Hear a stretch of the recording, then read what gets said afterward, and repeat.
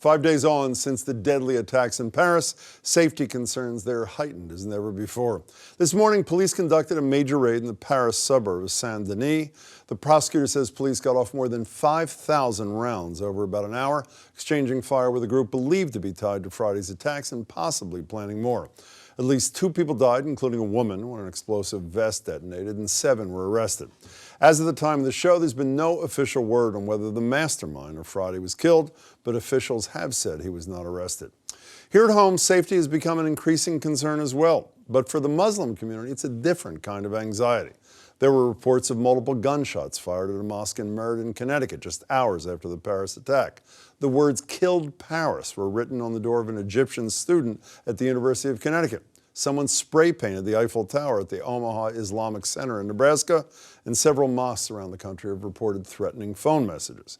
Joining me now to talk more about all of this are Shannon Irwin. Shannon's co-founder and executive director of the Muslim League of Justice. Good to see you again. And Nadeem Mazid, a Cambridge City Councilor, top vote getter, and also the only Muslim to hold elective office in Massachusetts. Congratulations. Good to see you both. So when something like Paris happens and perpetrators are identified as Muslims, how does life change? What happens? What happens to people who are Muslims in this country? Well, I can tell you we're on high alert, but folks have been expecting backlash since 9/11. We're experiencing the highest levels of hate crimes since immediately after 9/11. Since Friday?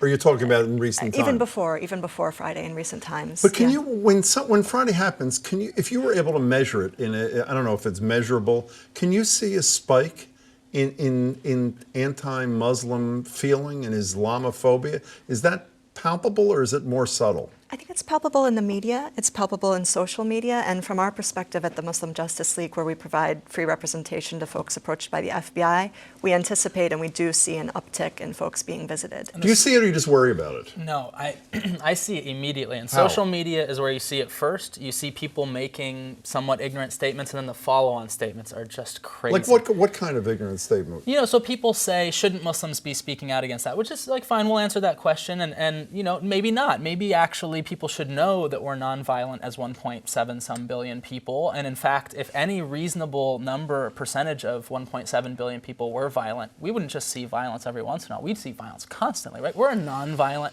giant mass of people. When someone like Jeb Bush or Senator Cruz, Ted Cruz, says, okay, let's let the Christians in, the Syrian refugees, but not the Muslims, does that have an impact, or you just shake your head like, I can't believe he said that? Does that matter? It absolutely matters. It's, it's a statement that dehumanizes Muslim life coming from figures which have a lot of clout and a lot of respect in the broader national community. And their statements tell our communities that it's okay to treat us as less than human. And it's just like social media, like I was saying before, because the original statement can be bad, but it's the follow-on statements that are extremely racist and overtly antagonistic and sometimes violent. What does it do to you?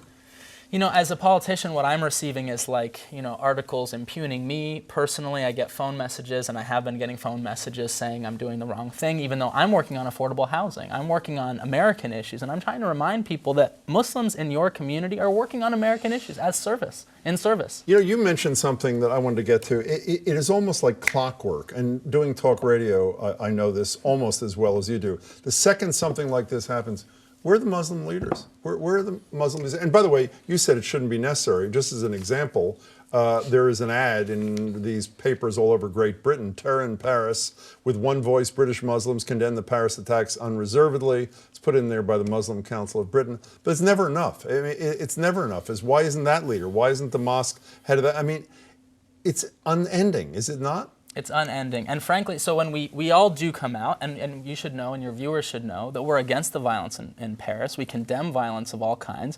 And certainly... Does that drive you nuts that you even have to say those words? It kind of does, and I think Shannon's the expert on this, but my point is we come out and say it, but very often we don't have this venue, and so people aren't able to hear it. They should just know that it's there. You said the media is part of the problem. How is the media... I'm going to show you how I think the media is part of the problem. I want to hear from you. How is the media part of the problem? The media perpetuates an idea that it's okay to to impose collective responsibility on our minority population, the Muslim population. I guarantee you they did not do that in this country when the IRA was conducting political violence in the UK. They did not ask the Irish Catholic population to condemn the violence. They guarantee you that ISIS does not care a whit what either of us say or any other Muslim organization. I want to show you this thing from CNN International. This question I find to be almost surreal, and you'll hear a brief part of the answer. Here it is.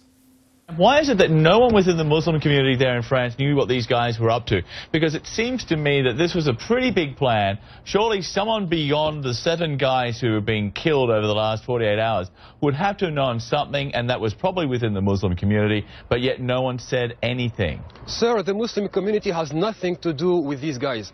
Nothing. We cannot justify ourselves for the actions of someone who just claims to be Muslim.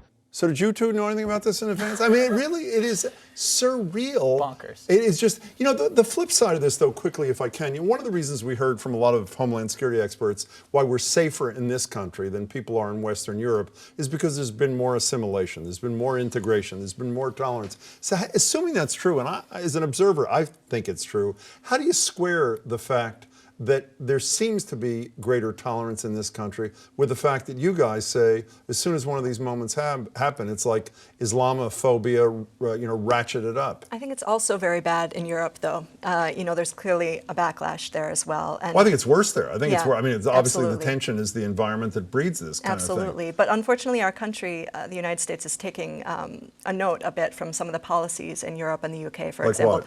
Like the CVE program, trying to roll out the Countering Violent Extremism program to surveil us through education, health, and social services sector. That has had very divisive impacts Us in meaning the community. Muslims. Yeah. Precisely. Are things not a bit better? I don't mean to try to put a gloss on this, whatever it's called, but if things are better in terms of how this country as a whole are treating Muslims than after 9/11, are they not, or are they not? So I would say as a block, a voting block, a cultural block, we're beginning to organize as Muslims, establish institutions, nonprofits, other things, and by virtue of us becoming more organized and establishing those institutions, I think we're seeing more recourse and more connections within government and within larger civil society. But the fact remains that the hate groups that are out there are doing, in many cases, Klan-like activities and Klan-like bigotry, and that would not pass in any other place. And here, in the media, you sometimes look at those groups and they're actually taken seriously.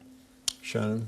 I have hope that our generation is redirecting the conversation a bit. We know that we do not have responsibility for the acts of every Muslim across the planet, but you know what we do have a role in? We influence our own government policy. We vote, we speak with policymakers, and we have to bring to the fore the role that our own U.S. government policy plays in prolonging and sustaining some of these conflicts. Shannon, it's good to see you again. Thank you see so you much. again. Good luck. Thank you. It'll be a pleasure to see you. Congratulations on your election.